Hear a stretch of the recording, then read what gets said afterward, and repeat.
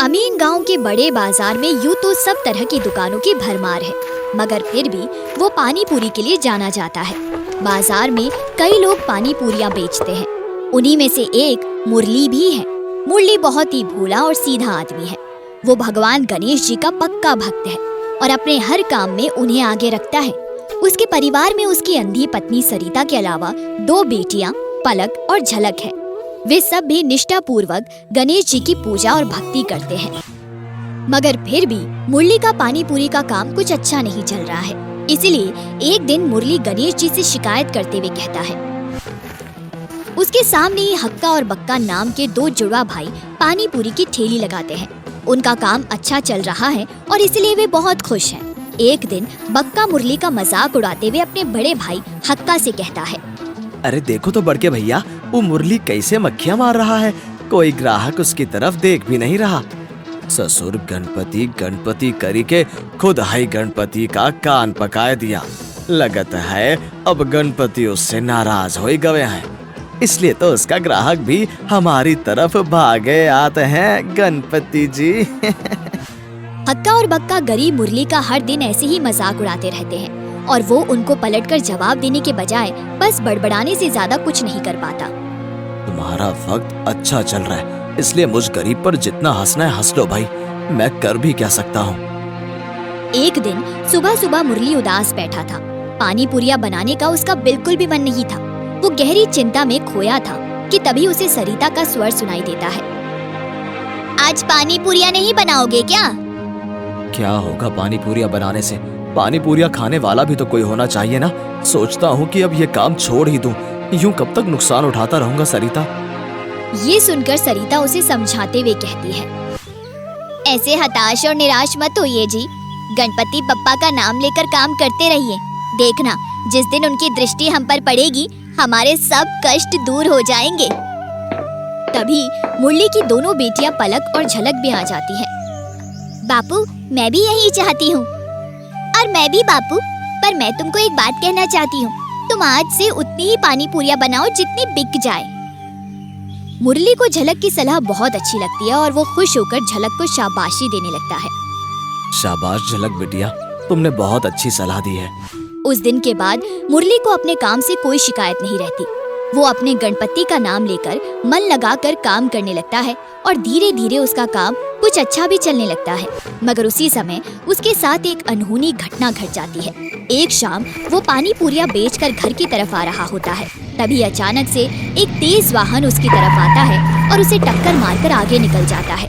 लहू से लथपथ घायल मुरली तड़पते हुए अपने गणेश भगवान को याद करते हुए कहता है, हे गणपति देवा, मेरी रक्षा करो। हे गणपति गणेश, मेरी रक्षा करो भगवान। कहते हैं कि अगर भक्त अपने भगवान को सच्चे मन से पुकारे तो भगवान को उसकी मदद के लिए आना ही पड़ता है। मुरली के साथ भी यही हुआ। उसकी पुकार सीधे गणेश जी के कानों में जाकर गूंजती है। उस समय गणेश जी कैलाश पर अपने प्रिय मूषक के साथ खेलने में मग्न होते हैं। हे गणपति, हे गणेश जी, मेरी मदद करो, मेरी मदद करो।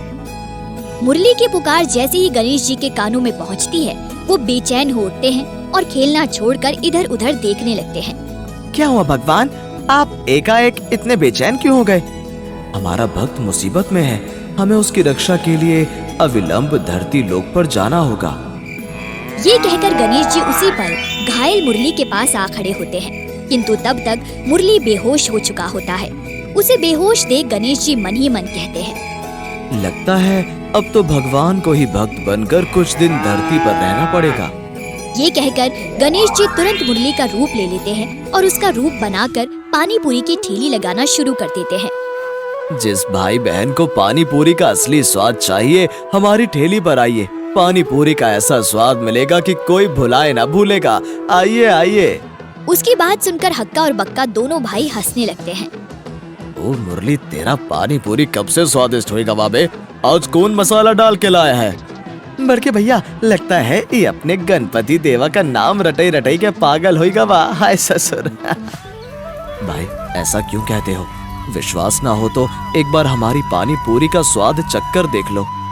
मुरली की ये बात सुनकर हक्का और बक्का तो हक्के बक्के ही रह जाते हैं, मगर कुछ ग्राहक मुरली की ठेली पर आकर कहते हैं, ऐसा कौन सा नया स्वाद है तेरा पानी पूरी में?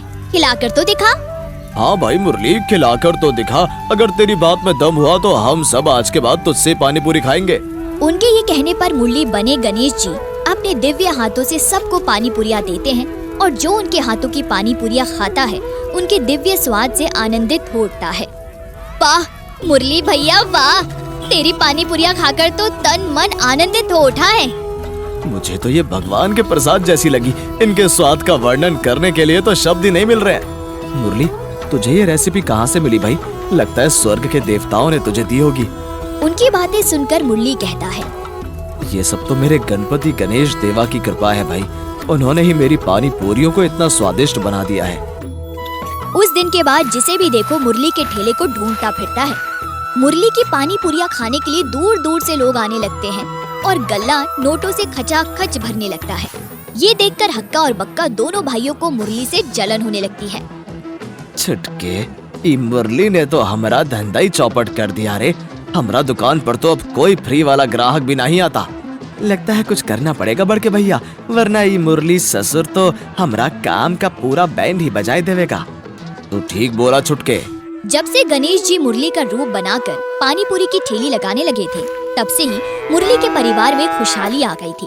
सब खुश थे, मगर मुरली की अंधी पत्नी सरिता को कुछ अजीब सा अनुभव हो रहा था। इसलिए एक दिन वो मुरली से कहती है, एक बात कहूँ जी, काफी दिनों से मन में दबाए हुए हूँ।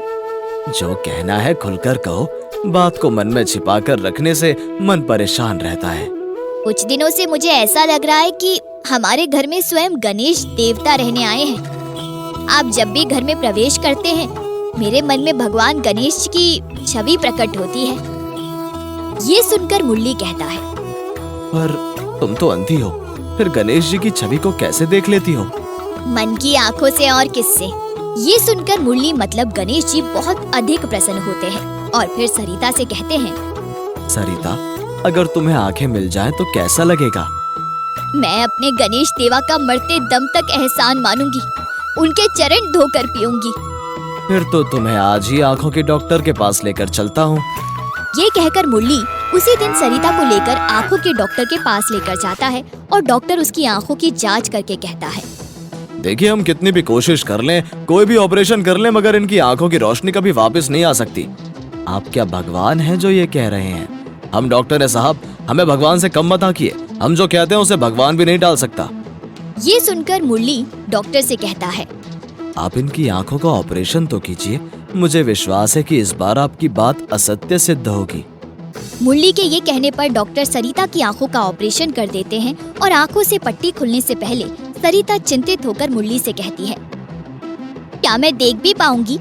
कहीं डॉक्टर की बात सच तो ना निकले। तुम चिंता मत करो सरिता, तुम अवश्य देख पाओगी। अगले दिन जब डॉक्टर सरिता की आंखों से पट्टी खोलते हैं तो सरिता को कुछ दिखाई नहीं देता। वो रोने चिल्लाने लगती है, मुझे तो कुछ भी दिखाई नहीं दे रहा। हम तो पहले कह रहे थे कि तुम्हारी आंखों में कभी रोशनी नहीं आ सकती।